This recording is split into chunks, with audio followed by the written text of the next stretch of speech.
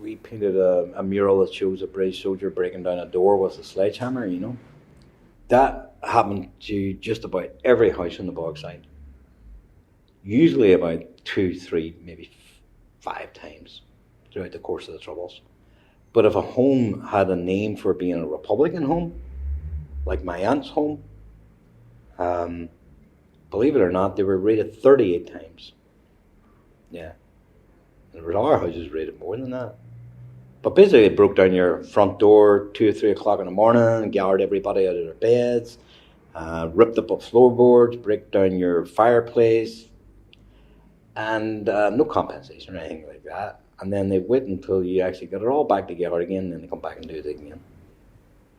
When a community is sort of like under siege and it's sort of like a no-go area and it's got barricades built around it, then, you know, like anything that's being oppressed, you know, or it be republicanism or Christianity for that matter, people tend to band together to become closer, you know.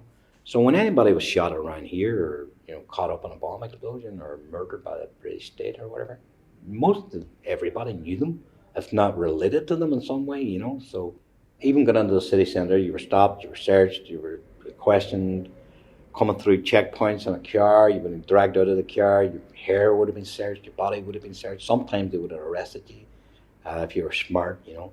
If the police force stopped you and you were from a Catholic area like the Bogside, then the game that was usually played was where you from, you know.